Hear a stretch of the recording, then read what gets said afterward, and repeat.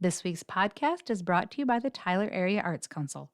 The Tyler Area Arts Council presents Anastasia, the new musical, at the RTR Performing Arts Center in Tyler, July 16th and 17th at 7 p.m., July 18th at 2 and 7 p.m., and July 19th at 2 p.m. Adults are $17, kids 10 and under are 12, and general admission tickets are available online or at the door.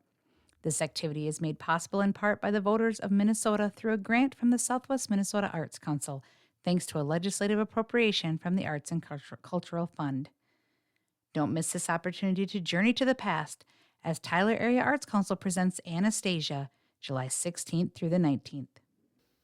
Hello, Hot Seat listeners, and welcome to another Headlight Hot Seat podcast. My name is Per, as you know.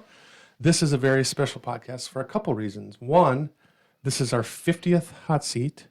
We started last June, and we've been doing it now for a year, and I'm actually pretty proud of that because I didn't think we'd make it this long because I really don't know what I'm doing that much. But this is our 50th, so that's a pretty big deal here for us. And the other reason it's a big deal is because we have two very special guests, and we're going to talk about a very special event that hopefully will happen in June. Let's hope. Our guests today are Janine and Ken Witt. Thank you both for joining me today. Welcome. All right. So like I said, I don't know when we're going to open the community center. I think it's going to be in July, right? That's what I've kind of put in the paper. So Yes. We're thinking July 23rd for the grand opening, but that has to be discussed yet. Okay. Ken and Janine are kind of a community center workforce group, OGs. They've been on this for a long time, and we're going to go over a lot of the stuff that, we've been through for the last 6 years. It's been a long, long process, frustrating at times. But before we get into that, let's get to know both of you a little bit. Okay, well, I'm Janine, and I think many people in Tracy know me because I've been here for a long time. Actually, my great-grandfather homesteaded here in 1880, so he was here at the very beginning of Tracy. I didn't know that. Yes, and then my grandparents have lived here. My mom and dad lived here. I was born here. My kids were born here. My grandchildren, several of them have been born here. So I'm a very long time Tracyite, and I'm very supportive of our community. And a lot of people in Tracy still don't know how to spell your last name. That's amazing. I didn't for a long time either. It must have been tough as a kid. Like, my gosh, I can spell Peterson, but when you're a kid, My kids knew how to spell it right away just because it was their name, and I showed them how, and they just assumed that's what they had to do, I guess. well, you had smart kids. I know because I well. graduated with one of them, Melissa, and I know she was way up there on the totem pole. Of, Yeah, they did all right. They did all right. they did. How about you, Ken? Who are you? Mr. Witt, I should say. Just Ken. Okay. Okay. I was born up north in Crookston and graduated from Thief River Falls High School. Went to Bemidji State College. Got a teaching degree. And I started teaching in 1968 In Tracy. in Tracy. Yes. I did my interview here in Tracy a couple of weeks after the tornado went through. Since that time, I've had several other credits from Southwest, Mankato, Michigan Tech, whatever. But I retired from Tracy in 1999, and I ended up teaching school in Cottonwood for 9 more years after they wanted me to fill in for a couple of months. And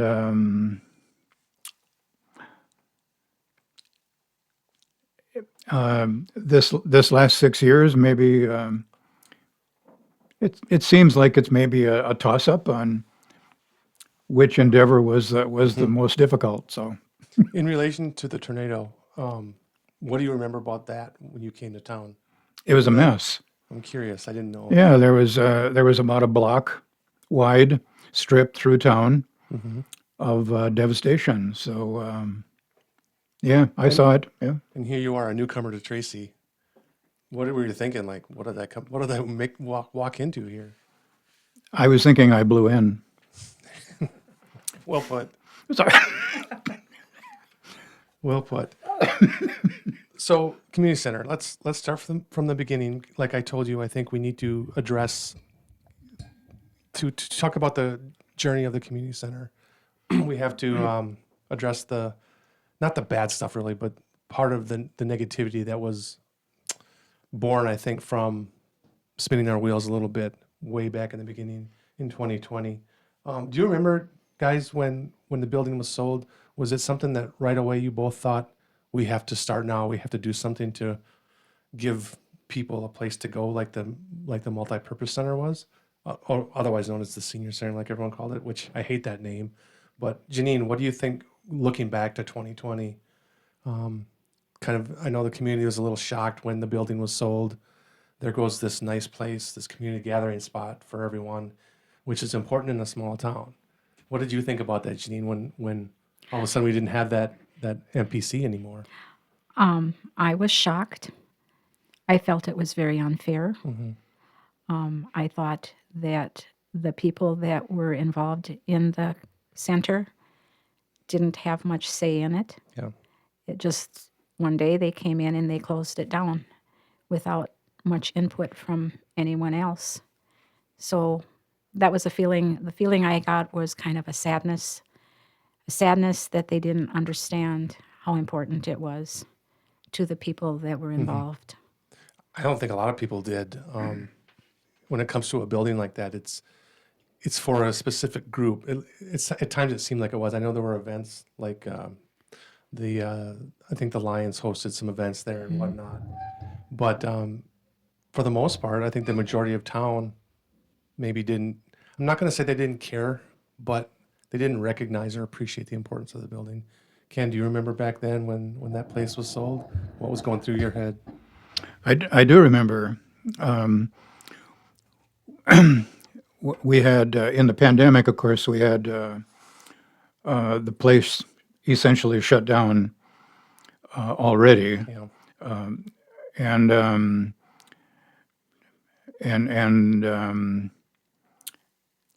the city council said that they had another place in mind, or that they would replace the multipurpose center when they were talking about selling it. Way back in the 70s, the city purchased the multipurpose center for $1, and then promised to maintain it and pay for utilities. And then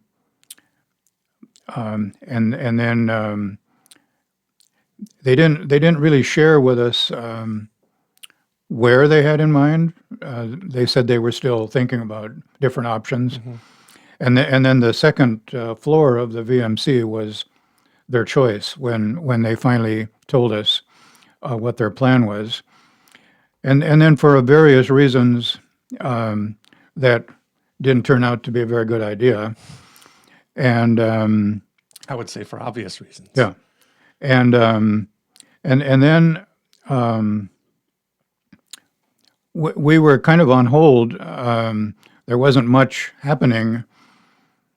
And then after the city council had a budget meeting, one of the city council members came to, and I was there, and I don't remember who else was there, but the city council member essentially said, if you want this replacement of this community center, it's all on you.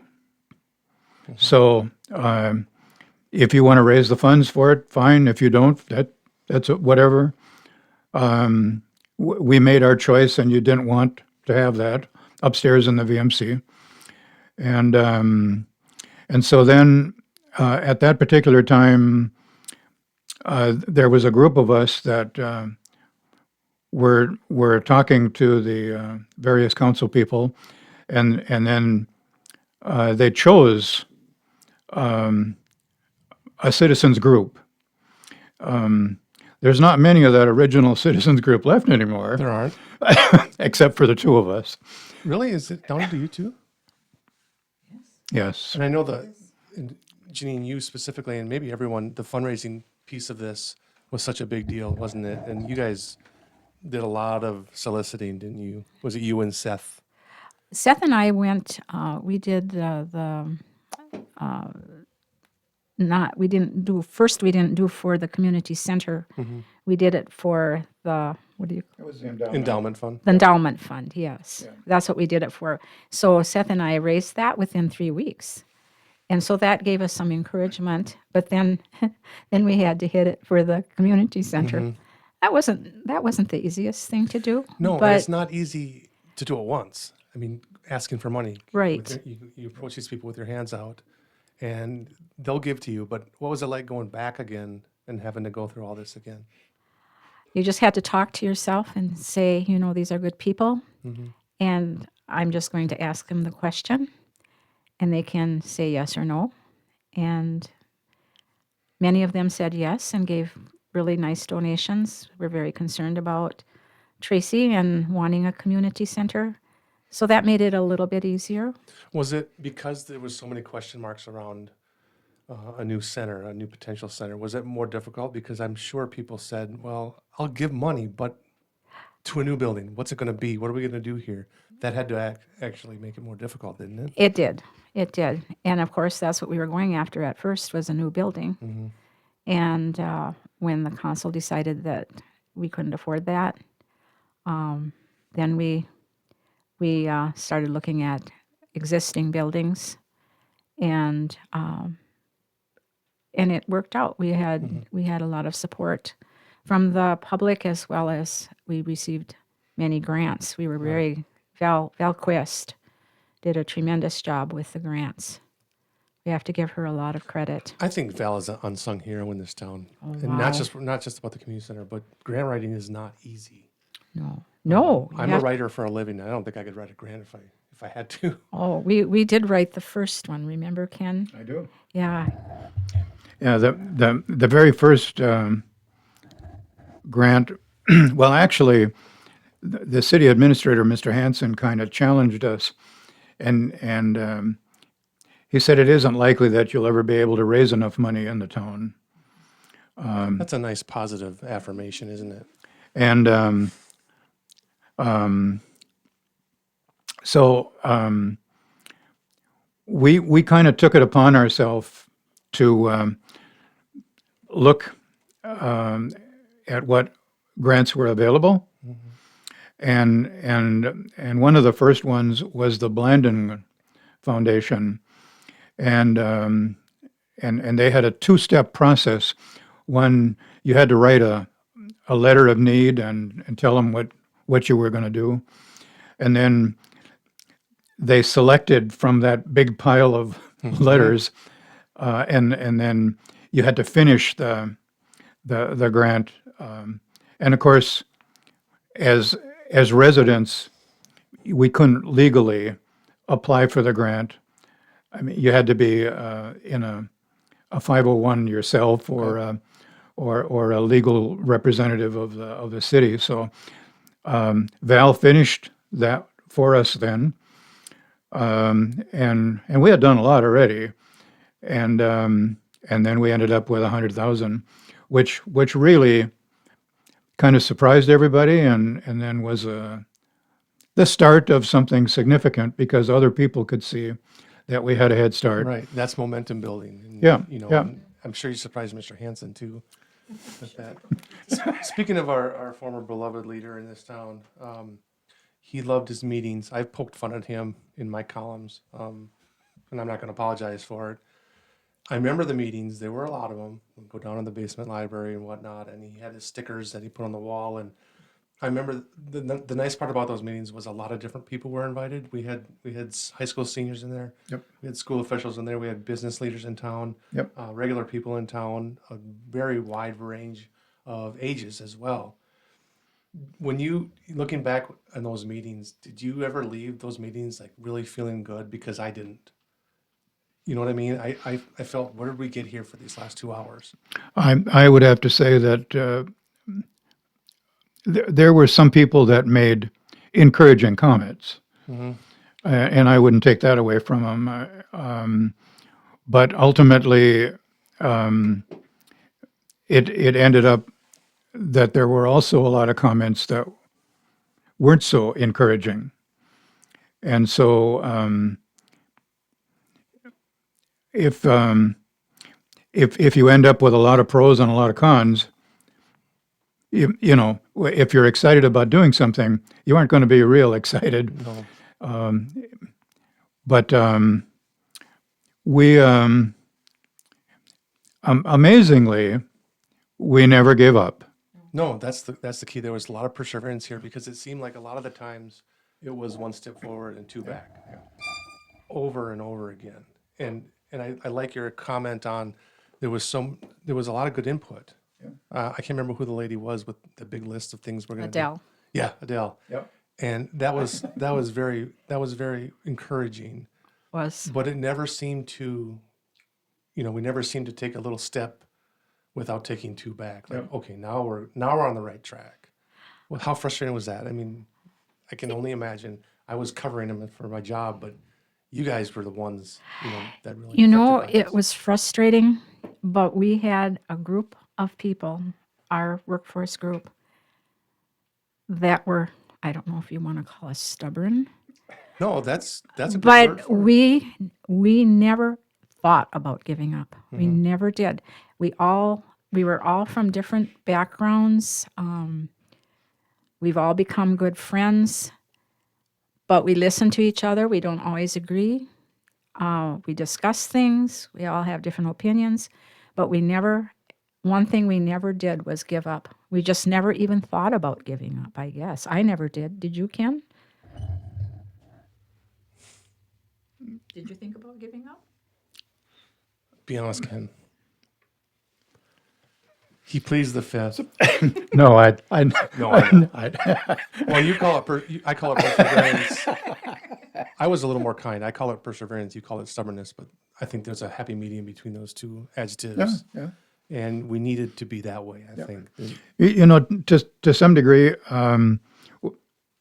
the first gentleman that we had, and he was an architect from Sioux Falls, Right.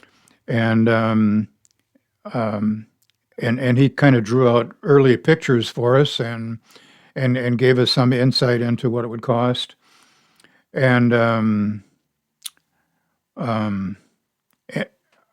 I guess we believed him. However, he didn't necessarily tell us the whole story, and so what he gave us was maybe only partly there, and there were other fees that we didn't know were going to happen, and even after that, we had a sign up on the lot outside the city office of what was it, 800,000 for a newer building. And obviously, as time went on, things became more expensive, and so that wasn't realistic anymore either. And so for me, the frustrating part was we'd gain a little bit, but then we'd lose a little bit because everything started costing more. Yep. And so it was difficult to get ahead of the game. Get ahead of inflation and Yeah, get ahead of yeah, rising yeah. prices, construction costs, Yeah. because I think that everyone knew they weren't going to go down. Whatever material you're buying, it's going to keep going up. So there's a little bit of a need, an urgency to get this going as soon as we can, no matter if we're going to build new. You know, the building that could have been placed at where the old liquor store was, we could have put that up for about $1 million. But everybody in town was gasping at the $1 million cost. And And interestingly enough,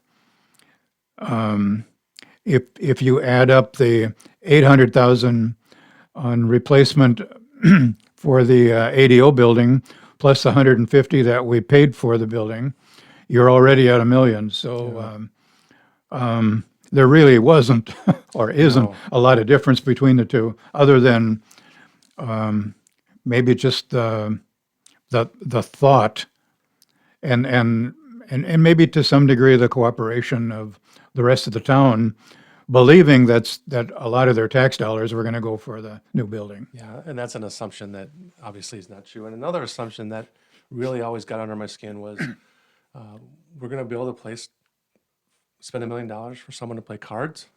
That's crazy. Why would we do that? And it just bugged the you know what out of me, whether it's a council meeting or one of these myriad meetings we had in the library. There was that thought, that overriding thought from some people that we're just going to play cards here. We can do that at the caboose. We can do that at Squatch. We can do that anywhere.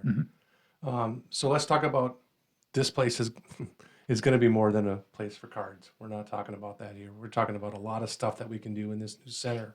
So let's switch to the positive a little bit. You've both been in the building. I've been in the building. It's a beautiful place to play cards. I'll give you that. But we're going to do a lot more in here. Why don't you, Janine, talk about the inside of that building and all the possibilities there? Well, the inside of the building is fantastic. I mean, it really is. We have all the electronics, computers, TV screens, all the new stuff that young people use. You know, our age group doesn't so much. But this building is built for the future. And I think I'm really proud of that because who knows how long, my age group is going to be around anymore. You know, every day is a blessing. Yeah. But we have just a really nice facility that can be used. We have 2 separate rooms, so 2 different groups can be there. We'll be able to use the kitchen for different activities. It's really. I don't know if you had any questions about what you were thinking about it, but well, one of the questions is, and we go back to these meetings that we had. A hot topic was kitchen.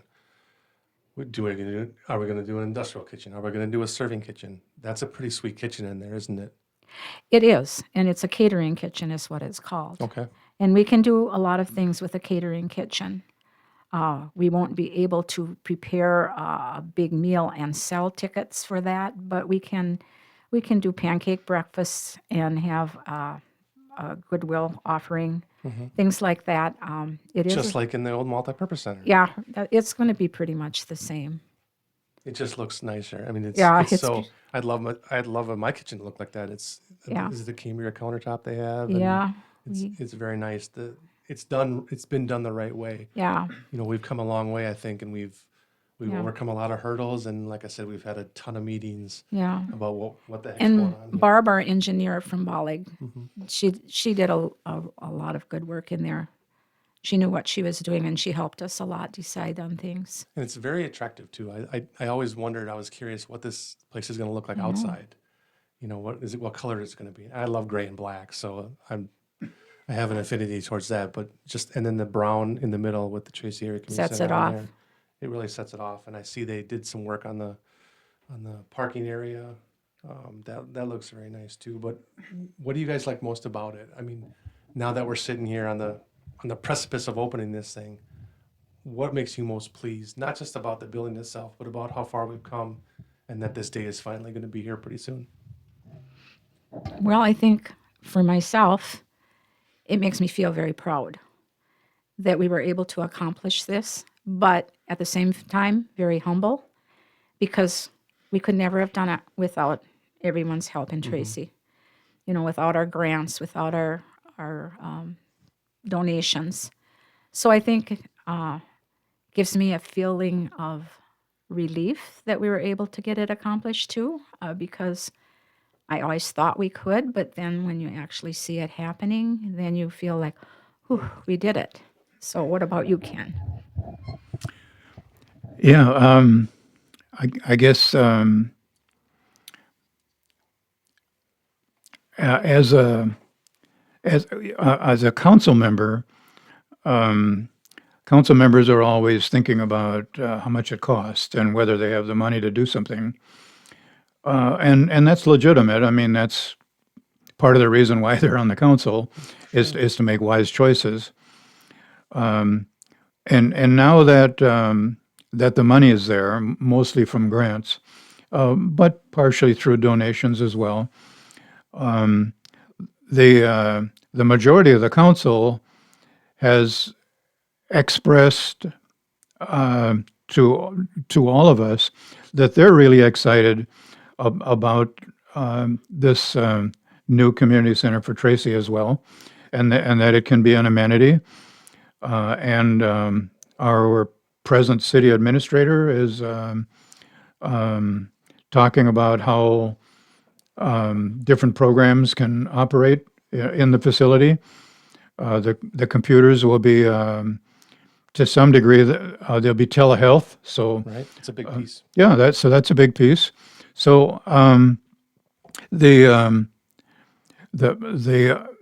the gist of what all the programs are going to be are not known yet, but we've tossed around a lot of them. And one of the things that is maybe kind of a double-edged sword, where some people said, "Well, we're only going to play cards there." Well, actually, they were partly right. In this town, there is a lot of amenities for young people, playgrounds. We have churches and young adults, golfing, whatever, good school system. But the one thing that we don't have in this town is we don't have a lot of things for the senior group. And so that was always lacking. I don't think when the people say, well, we're only going to play cards there, I don't think they really meant, but in the back of my mind, I was hoping that's what they meant, was that, yeah, I mean, the seniors really do need some more than what they're getting. And so all in all, we fully intend that this will be for all age people, for the Hmong population or whomever in town wants to use it. And so we hope that, and maybe not so much in the beginning, maybe by word of mouth, but eventually that it will be a very important part of town. The very cool thing I take away from this, we talk about the fundraising and the donations. With all these donations, I think there's a real sense of pride and ownership There with is, yeah. everyone in town. I mean, they contribute to this to make it work, to make it go, and we're all going to be very happy in next month, or later this month, I should say, when we do open those doors and cut that ribbon, and I can't wait to see it. I can't wait to see the look on people's faces when they go in there. The jaw drops, the wide eyes, it's going to be super cool. Yep. All right, let's have some fun. It is trivia time. And these two are very worried about this, but it's okay. The record is, we have 5 questions. The record is 4 right. So I can't remember who got that, but I'll have to look back in my records. But you guys are fine because we're going to do Tracy trivia today. So put your thinking caps on. And I get to be the teacher, and Ken gets to sit there and have to answer questions. And Mr. Witt, I'm so glad I'm on this side. Wipe that smile off your face. I will say for our listeners out there, I don't think I got anything better than a D in Ken's classes. That brought my grade point average down tremendously. The D stood for dandy. The D stood for damn good try, pair. No. You passed this class. It's not just you though. It was I was the same way with Mr. Staub. I'm not I don't have that part of my brain working very well. But here we go. Question number 1. What was the mascot initially voted on to replace Scrappers? Panther. Nope.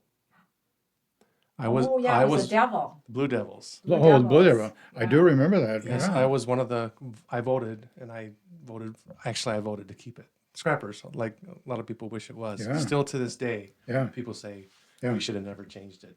Panthers are awesome. Blue Devils, I think, if I remember right, didn't go over well with the school board at all.